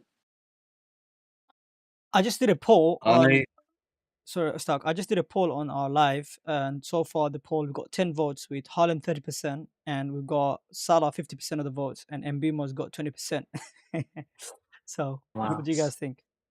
Palmer got none, by the way. Damn. I can't believe Palmer. No one trusts. Wow, bro. Hey, Palmer is a sleeper captain. Oh my god. Yes, it's Wow. because of recency bias. Yeah, that's what I I'm do think saying. there's good. I do think there's good reason behind it, though, especially from my point of view, in terms of I've gone off him a bit, but it's because of his position. He's kind of playing off the left-hand side a bit more. So, like, he's kind of, if Neto's on the left, he's like kind of playing with Neto on the left-hand side a bit in those pockets, as opposed to on the right, where he used to link up with Madueke. I just think he favors that pocket on the right, or even the right-hand side. But And isn't I that don't know, because he's left footed though? Isn't that because he's left footed? yeah, he's just so much more deadly cutting in Yeah. and So like seeing the pitch from that point of view. Look at his ball for Neto, man. Like it's kind of him, like turning in and playing it. Like I don't like him running in a straight line he's and like having he's to. playing the Odegaard role, and he's not really getting anything off. Like he's just letting guys like Neto shoot, Jackson shoot, Madueke shoot. But he's not getting any shots, like any good shots. Anyways, I don't know, man. Yeah. Pitches have been difficult, but he's definitely. I've got him ahead of Salah this week personally. Like for me, my number one is Isak. And then my number two is Palmer, and I think Palmer, yeah, definitely a sleeper captain. Obviously, recency bias says it all. Every majority of people are going to go Salah. Those that own Haaland might feel tempted to give him one last hurrah. But for me, Isak, man, like West Ham have conceded 9 goals to strikers this season. Isak scored 2 goals in his last 2 games versus West Ham, and he scored Wow. 4 in his last 4 in the. He scored 4 in his last 4 in the Premier League. And I think this will be the final nail in Lopetegui's coffin, and I'm going to be there for it. He's my number one right now, but I might switch to Palmer, but it's between those two for me. You guys said it first, man. Differential captain Isak. Man, like FPL stock is going to be captaining him most likely. So you heard it here first. Personally, I'm currently on Haaland. I do want to give him, as Stock said, last ride. And if he does let me down again, I'll have all the more reasons and hate in my heart to sell him. Because currently it is difficult to sell someone like Haaland, knowing how much of a threat he is in a given game week, regardless of fixtures. Now, that could change depending on injuries, depending on whether VDB is back for Tottenham, whether there's a lot of factors and still a long time away. I mean, there could be injuries for City, there could be injuries for Tottenham. There's various things like, so listen, most likely for me, it will be between Palmer, Haaland, and Salah. But the way I'm ranking it right now is Haaland 1, Palmer 2nd, and Salah 3rd. And people might disagree with that, But yeah, that's the way I Why have it. is Salah the lowest for you guys? I haven't owned him, but I'm just curious to know why. Stark, you can go first. What was the question, Kanji? Sorry. Why is Salah the lowest for you guys? Well, for me, the reason why he's the lowest is because I think Salah really thrives in space on the transition, and I don't think Southampton will give that. It's a fantastic fixture. I'm not disputing it. Southampton are terrible, and it's a great fixture for Salah. But I think it's very close between him and Palmer, and what gives me the edge is the minutes. I think Salah's so good at taking advantage of tired legs in the latter stage of the game, especially with Liverpool's transitional threat if they're in a winning position. Um, so I can see Liverpool being 3-0 up, half time, 50 minutes. And I don't see a world where Salah gets 90 minutes with Real Madrid. And I don't care if he's had 2 weeks off. They've got Man City after Madrid, and this is a busy schedule. So if Mm. Liverpool are winning, why on earth would you keep Salah on for 90 minutes and risk him if you're comfortably beating Southampton? So for me, it's all about minutes. If I get 90 minutes of Salah versus Southampton, he'd be number one, but I don't see it. Mm. Also, I think if you remember previous seasons, Newcastle were electric at St James's Park, and they were thrashing teams, 5-1, bullying teams in the first half. And I really think they can do that against this West Ham team. I don't. I'm so surprised he's still got the job. And if he does get sacked in the next few days, Isak won't be my captain. But that is my gut instinct, and I'm gonna go with it. I think Palmer's position might is putting me off a bit. Salah's minutes are putting me off. Whereas in my heart, Isak, I just feel confident in him getting one return at least. I don't see Isak blanking versus West Ham team. I think the stars are aligning for me with that one. It's the same as Cunha last week. I felt Cunha could do well Mm. against Southampton, and similar to this week, I think Isak can do well against West Ham. I think you've done a fantastic job on covering that stock. I don't even think I have to mention anything else. I think I would say the similar things what you said regarding why I have the ranking that I have. I do want to ask you guys one question though. If VDB is out and you have Haaland, would you consider captaining him? And if we know that KDB is going to most likely start versus Spurs at home, Bro, if Van de Ven is out, yeah, bro, Holland is probably the best cap in the game. Stark. No joke. Let me play devil's advocate there. Last season, Haaland played against Romero and Dragusin. And then the game before that, he played against Davis and Emerson Royale. He only managed to get one assist against Emerson Royale and Davis, and he got 2 goals versus Dragusin and Romero. So he is a good captain if that's the centre back partnership, but also at the same time, he couldn't get any goals versus Emerson Royale and Davis, and that is a terrible centre back partnership. So Was KDB with the available for context, that game, Stark? Sorry, was KDB I available? think so. Do you You know? have to go check.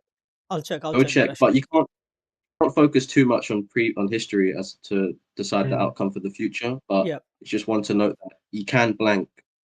You look at City; they just don't look good right now. I wasn't impressed with Haaland last game, No, I so agree with you, that's why Stock. I'm getting. No, I agree with you. Listen, I do think that I might be going with emotions on this one because of how much people have, tried to, question me on why I captain Haaland Brighton away. And I do think that because of the fact that I'm being a bit stubborn, maybe holding him on, even though a lot of people are moving on. Maybe I'm holding him on too long, which is like, I mean, what, he only had 1 or 2 returns in the last 7 game weeks, and I'm dropping in ranks. It's just been really bad for me. Now, basically it's basically one of those situations where am I being too am I letting my emotions get the best of me, or am I making the best decision on based on the information that I have? Now, on paper, if you're looking at it, if City wasn't on bad form, like Haaland is a no-brainer captain this week. If they were on form, if they were clicking, but it's just that they're not clicking. Pep hasn't figured it out without Rodri what to do. KDB is not fully healthy. Haaland doesn't seem to be in his form. And then there's lots of cons compared to the pros for Haaland captaincy. Exactly. And Exactly. I have to be, if I'm being rational, if I'm being logical, if I'm being objective, I do have to admit Haaland may not be the best captain on paper. It is most likely Palmer or Salah this week, and that's me being using my obviously my brain, not using my emotions or my heart, right? Mm. So yeah. Um, also just for I the think Haaland, viewers, I do think that if you want to be safe this week, definitely consider Salah and Palmer ahead of Haaland because Haaland could be a bit more of a risky captain. As Yeah, it I makes can't sense. believe Yeah. I'm saying that. Haaland, like best FPL asset, one of the best FPL assets, being a risky captain. but it's He The could just City flip are not though. as good Like as the City are not as good as they used to be. Like it makes sense. Like yeah. the reason I'm comfortable and I have no fear with Holland is that like if I owned him, I wouldn't cap him myself. Mhm. So I don't really worry about it. So like I think for me, I didn't mention my rankings, but I put Salah number one. I don't even own him, but Liverpool's form is ridiculous. Like I think we could destroy them and score 6 goals. It would not surprise me. And you could say the same with Chelsea, but I just think Liverpool, the form they're in, like it's hard to back against them if you own him. So if you have Mo, you just ba- cap him, and then that's what I would do. But yeah, it's up to based you. on It's a form, big yeah. 50-50. Based on based on form, Salah's the best. But I just don't like the minutes. That's what's I. It's just my opinion. Like I said, latter stages of the game, I think Salah thrives and gets a lot of returns. And if he's not in on the pitch for that moment, it's going to diminish the appeal for me. I think I own him. I'm going to own him. So I think it's better to go Same against feeling. Salah when you own him. Yeah, Haaland's 100%. not a bad captain on paper, K-man. Like, don't think he is bad. It's just the situation at City is just a bit questionable. But if KDB's there, I can see why you're doing it. Yeah, The let's thing see, is man. that like Yeah. you have the thing with Liverpool is that like Trent is probably not going to play. So that does that diminish the appeal of Mo Salah? And I think the answer is like yes. His creativity is world class. That's a reason to like take Salah down from that like Wait, top wait. tier I gotta get into form. that one. Could you please repeat that for the viewers? So you're saying that's a strong argument for the not captaining Haaland this week then, because we haven't touched on that. So you're saying um Trent has an impact on Salah's performance. Yeah, of course. Like he's one of the best creative players in the team. So when he doesn't play, our output as a whole goes down. It's similar to like if Odegaard doesn't play for Arsenal, the output of Arsenal goes down. But like you factor in that like Salah is his form is great, Liverpool's form is great, and they're also playing an easy game. But then that's why I think I would But just put Palmer. I think but no, no, just for me, I don't know. no, fair enough. Without But Trent, it's not the same. yeah, I hear you. But recently, when Salah has been getting those returns, was Trent involved in any of those? Not even because a lot of them are like transition. Exactly. So, but this time it won't be transition because you know what's crazy, right? I think it's a very good point, and I want to touch on that, right? Because normally when Liverpool do play low block, I do watch a lot of Liverpool, right? And that's why. Correct me if I'm wrong, still though, because you are a Liverpool fan, you would know more than me. I do have this theory where when Liverpool do play low block, they rely on heavily on Trent and Salah combination 1-2, right, to create the most of the offense, and on the other flank is mostly Diaz taking on 1, 2, 3 guys and creating something. Do you think that without Trent now, breaking down the low block could be much more difficult for Salah alone because he doesn't have his partner in hand, Yeah, exactly. And and like they won't you'll be able see to like counter because Southampton's not really going to go attack them. They're just going to try to counter. They're just going to sit back. yeah, so if they were playing Leicester, I Hmm. don't think Salah would be the cap, but it's like Southampton like to play out from the back. Hmm. It surprised me to see like there may be some transition moments, but Okay. realistically, with Bradley playing in the Trent position, like Bradley likes to underlap. So Hmm. I still feel like Salah will always he's so good that regardless of who plays, as long as they're a good player, he'll bring the best out of them. It's like even if Darwin plays over Jota, it doesn't matter because Salah would just bring the best out of and of the players he plays with, right? So you just give Salah the benefit, bro. Like he's like the Egyptian king, man. Like No, I you hear don't have you. to I worry completely too get Yeah, much. you. so Yeah, I hear you. Yeah. Go on. Southampton, Ipswich are the two teams who have lost the ball the most this season from trying to play out from the back. Liverpool are so good at pressing, so I can see Liverpool winning the ball back in dangerous areas and creating high expected, high XG chances for Salah, which he converts this season. So I think Salah's a great cap on paper, not disputing that. For me, like I said, it's just the minutes risk. But yeah, it will be interesting to Yeah. see if how Trent impacts him, because Trent is world class at creating chances on that right hand side with him. Yeah, I'm excited for that as well, Yeah. actually. And this makes me actually a bit more comfortable now. Now that I thought about it, I forgot about that because when they play low block, Trent and Salah does have a really good connection. They do play and break down the defense, and I don't see that happening with Bradley and Salah. I don't think I've ever seen it with Like Bradley and Salah breaking down the low you, block. you can do it. It depends on your narrative. Like look at Odegaard. When Odegaard was out, Saka's creativity increased. Without Trent and the Mhm. lack of creativity from Trent, maybe Salah's creativity increases. Do you know what I'm saying? But So that's fine it though, could because go a good way, bad assist way. I can handle. But a goal, 1, 2 goals is tough to swallow. Like I would much rather have Salah get 1 or 2 assists than have 2 goals. Yeah. Makes sense. But yeah, I I think you think should. yeah, I'd actually I agree with you guys on. I put Palmer #1 captain. That's a great shot. Shall we move Yeah. on? So yeah, let's move on. Yeah, I think we touched on enough. I think we talked about fixtures a bit too. Any fixtures? You want to touch anything on fixtures or should we move on?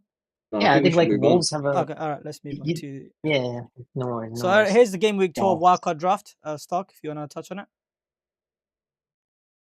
Oh yeah, if you want me to break it down, I I could go for it. think it's I could tell you. you I could go tell go. the players. Yeah. So we got obviously as keeper combination with Verbruggen and Fabianski. I think they voted really well, right? Stock. I haven't Yeah, looked at the so this is what rotation. I made on the X account. I made this on the X account, so this is something that I made. So obviously, I'm open to your guys' critiques and maybe what you guys would change about it, or if you like it, then Okay, fair okay. play. I haven't looked at the goalkeepers rotation, so I can't comment on that. I was wondering, do they rotate really well, Fabianski and Verbruggen? No. I think so. Yes. So okay, but I've seen a lot of drafts with Sanchez and Fabianski, so I'm not sure which rotation is better. But I understand why you're going for Verbruggen because Sanchez is I don't think he's gonna maybe he doesn't keep his place much longer because considering how many mistakes he's made. So the keeper okay looks fine. The defense I do like it, except maybe not Lewis, but obviously you got a lot of rotation there. And I can see another thing is that it's a no Haaland draft, right? So if you've gone with the Jao Pedro, Cunha, and Isak combination, I'm happy with that. I personally I'll probably have that if I was on the work hard. I'd probably maybe consider Jackson actually over Cunha. But okay. And what else? Midfield you got Saka, Salah, Fernandez, Palmer, Rogers. Yeah, I love the midfield too. So the only position I would probably say is maybe Lewis instead of someone else. Maybe Mazraoui or someone like that, and maybe instead of Cunha, I would have Jackson. Can you? Yeah, that's For me, fair. Some good criticism. I just I can't touch United defenders until I find out how Amarim's going to utilize the squad. That's That's just for true. me. I think Yeah, it's easier to jump on a United defender as opposed to be stuck with one. You don't want to make defensive moves. you're right. Also, I think Bruno's someone you can pivot away from when the fixtures turn. But once again, I've got high hopes for Amarim. I think he's a class manager, and I think that Portuguese connection is gonna maybe spark something in Bruno Fernandes. And I think Bruno, since Ten Hag's been sacked, it's funny. Bruno came out and said that he called him and felt sorry for Ten Hag, but he just keeps banging in goals. Like it's as if he's been let free from the shackles of Ten Hag. It's weird. Yeah, He's in good form. yeah, Hmm. No, I yeah, don't for mind that. sure. I think the team picks itself. Apart from, I would drop Bruno to Mbumo, increase Rico Lewis to Estupinian or Dunk. That's it. Yeah, everything else really makes sense. Yeah. Yeah. Like I I'd say really like the Jackson. fact You he don't like went Jackson over Gabriel. Cunha? Sorry, Kanji, on I mute. just think I just think Cunha is someone you can keep until the new year if you do put him in, to be honest. But I do Yeah, get your Jackson point, and it's yeah, definitely a close one. it's tough, bro. Like it's up to you. Like if we're recommending it to like the masses, I would say just go Cunha because he has like the pens too. Fair But enough. and he's cheaper. It's just value, right? If you One have thing the I squad noticed, value yeah. and you can stretch, then yeah. If you, for ha- example, if you have the squad value, you could stretch from Bruno down to Bumo and then Cunha up to Jackson. Then you could consider that, right? Have you noticed something else though, Kanji? He's got 7 penalty takers in this team.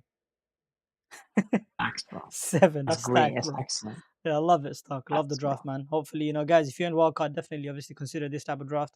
And obviously, we gave our feedback on it too. I mean, if you like, for example, Cunha and Jackson is your depending on your risk appetite.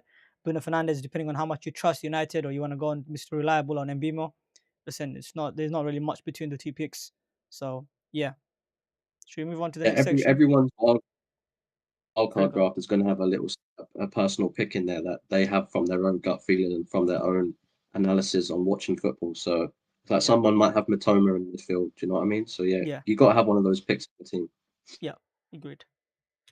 And then we got our our favorite section of the podcast, which is punt, flop, and captaincy. For last week, I didn't have too much of a good week. I had Kulu as a punt, which didn't work out. He didn't get anything versus Ipswich. Spurs were Spursy, completely bottled versus Ipswich. We all thought they were going to thrash them. I was, hiding under my sofa because I didn't own any Spurs attacker. So when they didn't score any goals, you can imagine how hard I celebrated. I did the Cristiano Ronaldo celebration. Oh, so Yeah, and then I had Poro flopped. Unfortunately, he got a jammy assist. He lost the clean sheet, but I don't know how he got jammy assist, but whatever. And obviously Haaland with the one return 5 points. That feels like a blank to me, to be honest. So it's a bit generous me getting 1 point here. So a bit of a tough week for me in the PFC. Yeah, so similar for me, like I was just all in on Spurs. So Son was the punt, Son was the cap. Both of them failed. Rico Lewis was the flop. That makes sense. Yeah, just Game Week 11 made sense. Just Spurs let me down. Hey, hey, free NBA celebrations out here. Free. They shoot a 3-pointer from deep and they just go like that. They give it the old this to the You side. finally got a punt right, bro. You finally got a punt right, bro. Oh my god, bro. Yeah, bro. And I brought him in. Like one thing I'll say about my picks is they're in a line with players I have in my team. So I really try my best to stick to what I'm picking, what I would actually. I'm being 100% honest. Bruno Fernandes punt, beautiful, helped mitigate the damage Salah did to my rank. He keeps spanking my ass cheeks every week on FPL, my rank. Rodgers, I knew we'd flop against Liverpool, difficult fixture, easy bench. I picked him because I wanted managers to, if they have a debate between picking, let's say, a player, a lot of people have Rodgers. He was an easy bench this week against Liverpool. And then Haaland, Cat, he got a return, but, it could have been a 16-pointer, but instead it was a 10-pointer, man. Heartbreaking stuff, that yellow card. I know, man. It's so sad. He lost 6 points off that, bro. This is why I hate that Van Heck guy, bro. He can F off, bro. Just whatever. Just pun that guy, bro. Let's move on to the tally. As you guys can see for our season tally, man like Stock is in the lead now. He left Kanji behind with 1 point extra. So we got a change in lead, guys. Ooh, clap for Mr. Stark, man. He took the lead. Nah, I'm coming back. I'm coming back, bro. I'm fantastic for Stark. Really happy for you, mate. Congrats, you're number one leading now. But I'll be coming slowly but surely for your spot. I got 9 points overall, and you've got Kanji with 12. So far it's a battle between Kanji and Stark. I'm kind of in the background somehow, crawling up, but yeah. Should we move on to the next week PFC, or you guys want to add anything on this one? No, we're good. We're good. Let's move on. All right. So for game week 12, punt flopping captaincy, I've got Kelleher as a punt. I think that's Southampton away. I do think that Liverpool has a almost 90% chance of clean sheet. So that's a bit of an easy one. And then you got Pedro Porro, who I'm continuing to say he's a flop. He's still like 25% owned. They play City, so I do think they're going to concede, and I don't think he gets any attack in return. And captaincy, I do have the robot. I think I want to give it one last ride. Currently on my team, I do have him as a captain. But as I said, there are quite a few things that can change my mind, such as if VDB is back, I could sway to Palmer potentially. But yeah, this is what I got for now. That makes sense. I think that makes sense. I'm going for like the better punt that I would say, which is going to be Bradley, the Liverpool right back that should be starting against Southampton instead of Trent. I know he scored against Fulham last year, but this is just a much better Fulham team.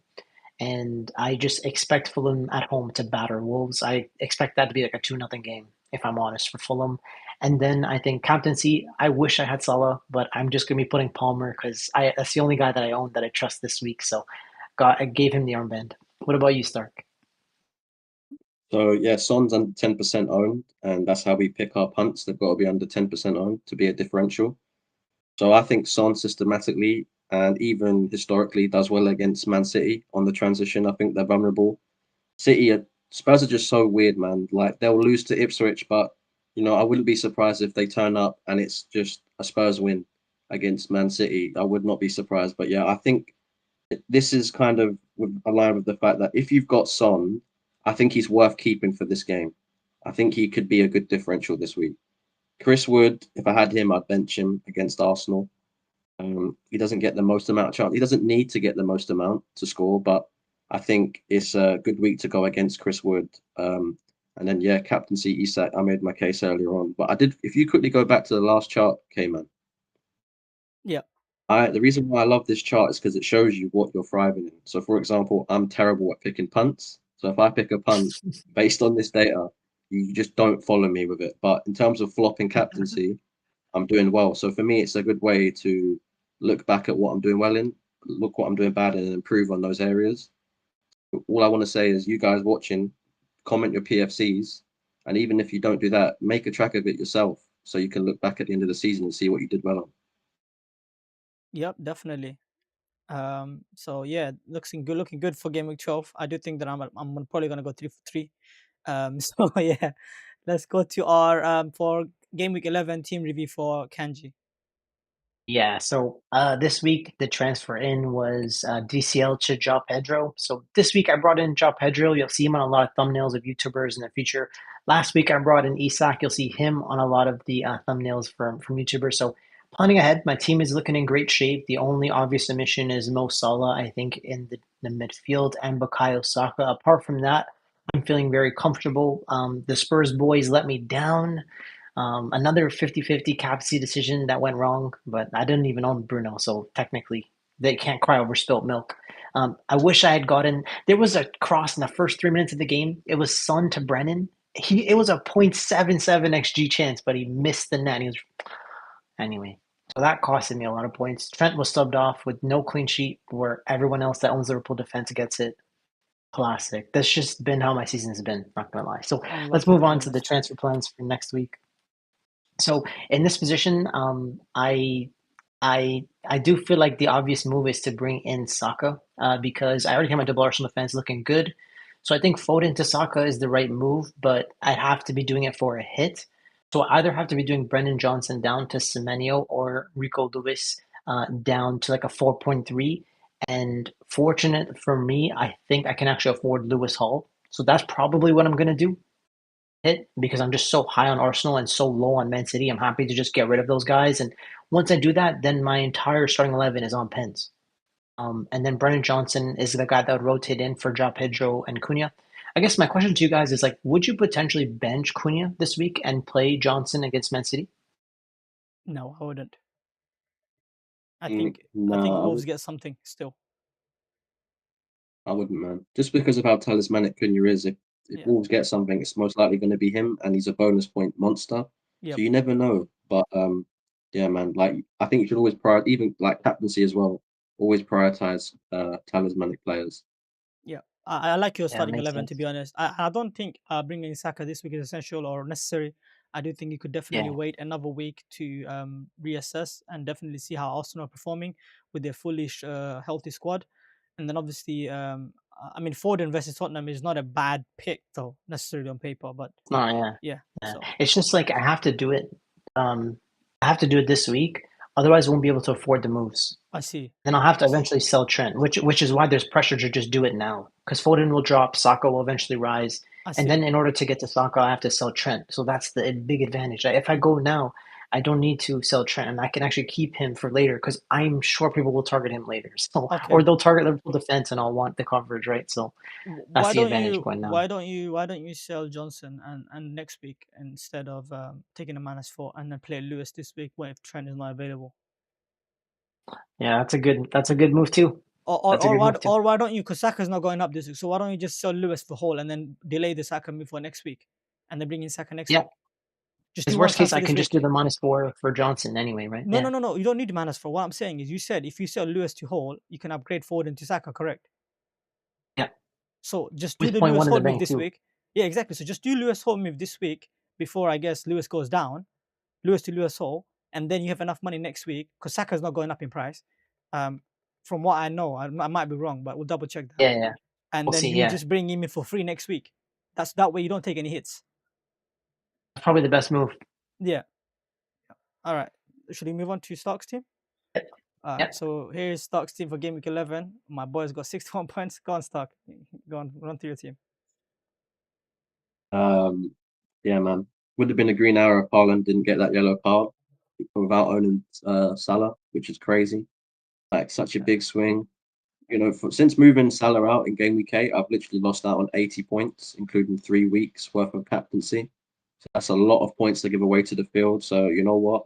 If you told me that fact and then told me I'd still be in and around 100k, I'd have bit your hand off for it. So you know, we're surviving. Yep. We move. If you want to go to my next team, there's been a big change up. I've gone back to my old ways. Was in, Haaland's out. Back, welcome. Um, I'll take another. I've gone early, which I don't recommend anyone to do. And I think that depends on your risk appetite. Salah's not on international break, so there's no risk there. Essentially, Palmer's not on international break, so obviously he's back and rested. And Bumo's not either. Rodgers is, however, I've got a bench. There's Solanke there. I think I'm going to start Solanke ahead of Raul anyway. Yeah. Obviously, Raul is playing with Mexico, isn't he? So Yeah. that all depends. If he looks likely he's not going to start, obviously Solanke can come in. Yeah. My defense is terrible. I'll be making defensive moves in the next coming game weeks, looking to bring in a few players. But yeah, man, I'm happy with my team, and I'm just happy to be back in no Haaland structure, man. Though It was good for my mental health. this team looks fire on paper. For the next 2 weeks, bro, that midfield is arguably the best midfield on paper. I'm sorry, I just have to say it. That midfield, I'm jealous. I'm genuinely jealous of that midfield. However, I do think this looks quite similar to your wildcard, so that tells you something. And then obviously, as you said, you do need to upgrade your defense because I think you're missing a Liverpool defender, which obviously I'm assuming you're probably most likely bringing Konate or Trent, depending on who you like. And yeah, man, look, Okay. yeah, sorry. Game week 15. Give me Game week 15, 15 is when I moved to Liverpool defender. Yeah. yeah, exactly, yeah. I'm happy to put off Saka right now because I think Forest is a difficult fixture. So Yeah. and I think Bruno and Mbumo. Bruno is my edge. He's 10% owned in around the top 100k. Yep. And I really think Amorim is going to have a big manager bounce for that fixture. And I just hope United smash Ipswich. And if Bruno, like that's the thing, Bruno's playing Ipswich with a new manager. I'm surprised people. I mean, some people might captain inverse Ipswich, you know. Yeah, yeah. And listen, we're not talking about him enough because of recently he got 70 points, but before that, he was horrible, right? A lot of people were punished by him. That's why a lot of people don't go there. So I think the fact that there's a new manager bounce, the fact that they're playing newly promoted teams, and yeah, there is definitely an edge there. It's just that are people too late to bring him in now? Would you say? What Bruno? Yeah. I think if you're on a wild card, you can take a 2 week punt on him and then pivot away from him. Yeah. But Oh other than yeah. that, I think you've got to wait. I would say you've definitely got to wait on him. Yeah. You I missed the agree with boat. you. But yeah, in terms of captaincy, the reason why I wouldn't go there this week is because we have so many other options, right? It's just that's the only issue. If Salah and Palmer had difficult fixtures, I would have probably said, yeah, Bruno looks really good. But it's just that, yeah, he's definitely there if you want to be really, really differential. But I would definitely put Salah, Palmer, and the likes of Haaland ahead of Bruno. But listen, last week it worked out really well, so I wouldn't blame you if you went there. Yeah, all I have to say is Isak captain, Palmer vice captain. They're my top two, and then Yeah, man. Solanke will probably start ahead of Raul, and then Looks obviously fire, Davis bro. versus Lewis. Yeah. Davis versus Lewis is the debate. I don't see clean sheets from any of them, so it's all about who can get an assist on attack in return. So I don't know. Yeah. That looks fire, bro. Kanji, any thoughts? Kanji, on mute. Yeah, the team looks great. Just got to get away to Konate Trent later, and you're great long term. Yeah, you're sorted. Now, here's my game week 11 review. I've got 59 points. Had a massive red arrow, to be honest with you. I went from 4.4k to 7.9k, just about in the top 10k. Listen, unfortunately, Haaland captaincy, same thing as Stark. He got a yellow card, lost 6 points on that. I mean, he would have had 16 points if it wasn't for that yellow card, unfortunately. And I did sell Delap for Raul, and that kind of backfired somewhat because Delap had a goal and assist, when he came with 11 pointer. Whereas if I had rolled, I would have potentially had 74 points. But let's sit here and say, right? And obviously, I brought in Hall for Lewis, which I actually did get 2 points of that. And I started obviously Fabianski, Mr. Differential. I'm so glad I wanted him on wildcard. He got 9 points. And then obviously it all looks great. But listen, let's see. My game week 12 boss team for now. So I've got Sanchez. I'm not going to play Fabianski versus Newcastle. I've got Sanchez versus Leicester. Hopefully he keeps a clean sheet. And then obviously you got Hall, Gabriel, Konate. Looks great. Midfield. I'm playing both Rodgers and Semenyo. The captaincy is the big debate. I've got 3 options, obviously Salah, Haaland, Palmer. What would you guys do in this case? I mean, we talked about it a lot, but for someone like me, which has all three of them, it's really just, I guess, coin flip, isn't it? I'll go with your gut instinct. Yeah, ultimately. And I think your gut I think your Yeah, gut's telling you Haaland, man. Look at yeah, last man. week. I'm a hypocrite because I told you not to sell Delap before Tottenham. It's a great fixture for any striker, and yet I've sold Haaland before Tottenham. Yeah, So man. I think Haaland, he can do damage against that Tottenham team. It's just for me.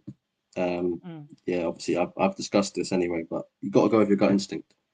Yeah, currently I am leaning towards Haaland, but let's see what happens to VDB, as I already said multiple times, and I do think that I'm not as keen on Salah, but I could get punished by him again. You know what they say, don't go against the king. He's been punishing me quite a bit since I've been captaining Haaland. So listen, currently on Haaland, potentially could be in Palmer, but we'll see.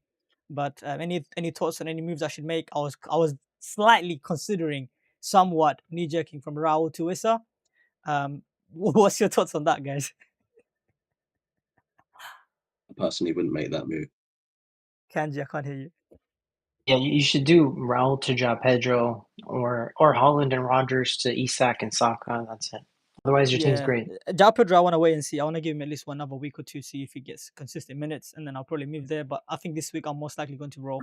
But as things stands, and obviously I do have Wood coming in for Ipswich next week, who could be a captaincy shout, to be honest. So we'll see Yeah, when I get there. 100%. So that's about it. That Do you team guys want looks to read? great, bro. Yeah. Do you guys want to Looks read great. any Do you chats or close it out? see if there are any questions that were in the chat? Yeah, I could just quickly check. Any question? Not Bro, really. you know what? Just Next don't do time in the beginning fixtures. part of the stream, we should just give shout outs to people that message in the chat, bro. Yep. Yeah? How often do you book future transfers? I was thinking of getting Fernandez for 2 weeks and then upgrade to Saka, but feel like I'm going to have issues and then might miss out. That's from Steven, Algeria. Uh, Allegria, sorry, I said Algeria. Allegria. Allegria. Steven Allegria. I can't believe what I'm reading. Apologies. So, any thoughts on that, How man? often do you use your transfers? Like pretty much every single transfer that I've made is pre-booked. You just have to make sure that your team doesn't have as many issues. Depends how many transfers you have. Like I really try to pre-book almost every single transfer I make. But yeah, it depends. Like injuries come up, it changes your plans. You just have to stay open-minded. Fair enough. Stark, if you Mm. don't have any, It's if you don't have anything on that. it's good to it's definitely optimal to have a plan, but yeah, like Ken said, you have to be flexible and maneuver around your plan if things arise suddenly. So I think like Bruno for 2 weeks to then Saka, it could work out, but in this period, it's all team dependent how many transfers you've got. Like if you've got like 4 free transfers, 3 free transfers, then yeah, I think it's great. But if you've got one, I think you're putting yourself at risk because injuries can happen in this period. So I don't see any other. It says premium's great, but the formation is coming. Okay, what else? I'm just trying to see any other Formium. questions. Formium is coming. Sorry, that's what I said. Yeah, Formium is coming from Dougal. Um, Dougal wants to start Fabianski every week. yeah, exactly. Yeah, Thorsten Odegaard as an asset. Thorsten Odegaard as an asset from Kiddoa. I think Odegaard is probably going to be on pens. The first pen that Arsenal take will actually go to Odegaard just as like a kickstart to his season. I know he got the assist this week, but Saka's just that nice of a player. I think Odegaard will be on pens, so I like that as a shout. It's just like, what is the combination that you're going for? Odegaard plus Bruno versus Saka plus Mbumo? If you're going with that, then I just don't like that. So it just depends on like what the combo is. Yeah, if you look at Yeah, some of our teams, like it's hard to really argue against any of the picks that we have. Like pretty much all of them are like 90 minutes on pens, and like Odegaard's just not on that level. That's what separates him, right? but he doesn't And I even get prefer into the, Havertz to Odegaard. yeah, but he doesn't been getting to those positions to shoot as well though. So he doesn't. He does take a lot of low XG shots. So I don't know. You're hoping for assists, I But he's guess. but he's he's a he's a good finisher though. And I just prefer Havertz to Odegaard anyway. Yeah, no, I mean, we've got too much options to invest 8 million on Odegaard this season. I think if you wanted to get anyone for that price, you might as well go have it from Arsenal, who will provide more points than Odegaard, and it's already proven this season. To be fair, yeah, I think that's about it. That's all the questions we have, guys. Any closing thoughts? 100%. No, I think we're all on the same page. I think everything's sort of aligned. Like the conversations we've had, it's nice to see that like in this week with captaincy so open, we all kind of have different captains, which is kind of crazy, right? Yeah. So shout out to obviously IBK, shout out to FPL Hammers, Steven, as we already mentioned. Shout out to Cortex. Shout out to who else we got? Obviously, Kilowatt and Jordan as well. So thank you for everyone tuning in. We had over, I think, 17 or 18 viewers at one point, live viewers. So really appreciate it. Make sure to leave a like, comment, and subscribe, boys. Smash that like button. And obviously, if you have any more questions, definitely ask us. And obviously, when we're recording this podcast, we can't really go to the chat because we're going through a flow. But obviously, we'll see. We'll try to address your questions towards the end if you do stay tuned in. And yeah, that's about it. Stark, you want to say anything? Shout out Dougal, our biggest fan. Yep, Love that Dougal. Shout out to Dougal, man. Real one, bro. All right then, boys. We'll see you then next week or the next game week, I guess, game week 13.